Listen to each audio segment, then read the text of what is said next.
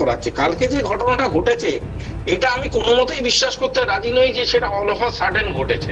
এটা এদের প্ল্যানিংটা যদি ভালো করে দেখেন তাহলে একটা জিনিস বুঝতে পারবেন যে এই রিটালিয়েশনটার পিছনে অনেক রকম অ্যাবজর্পশন কাজ করেছে। যে তাদের বহু কর্মীকে মারা হয়েছে, তাদের বহু কর্মীকে হত্যা করা হয়েছে, তাদের বহু জায়গায় বহু প্রতিষ্ঠান ভেঙে চুরমার করে দেওয়া হয়েছে। এই যে প্রসেস অফ যে রাজনীতিটা বাংলাদেশে প্রিভেল করানোর চেষ্টা করছে জামাত, এবং জামাতকে ভরসা করে ইউনেস এবং সেই সোকল ছাত্রের লোকজন, এই এই পুরো কমিউনিটিটার এগেনস্টেই একটা ভোট ব্যাংকের যথেষ্ট রকম রাগ জন্ম নিচ্ছে।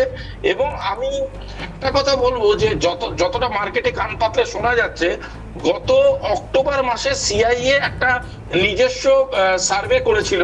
সেই সার্ভেতে খুব একটা আশানুরূপ রেজাল্ট না বেরোলো আওয়ামীর পক্ষে।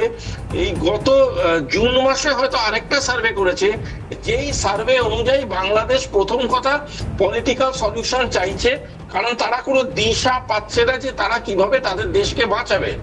দ্বিতীয়, যেই ধরনের সার্ভে রিপোর্ট এসছে তা অনুযায়ী হয়তো বা যেটা শোনা যাচ্ছে যে বাংলাদেশে যদি আজকের ডেটেও ভোট হয়, নয় রেজাল্টটা হাং হয়ে যাবে, যেখানে বিএনপি এবং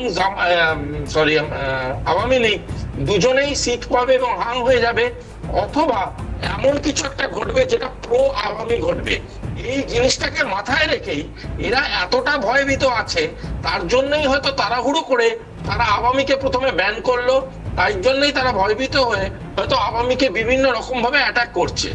এই যে প্রসেসটা চলছে, এই প্রসেসটা কিন্তু বারংবার চালানো এই কারণে হচ্ছে যাতে বাংলাদেশ কোনোভাবেই পলিটিক্যাল সলিউশন রিসিভ করতে পারে। এবং সেক্ষেত্রে আওয়ামী যেভাবে রিটালিয়েট করছে, আওয়ামী যেভাবে রিটালিয়েশন শুরু করছে, আগামী দিনে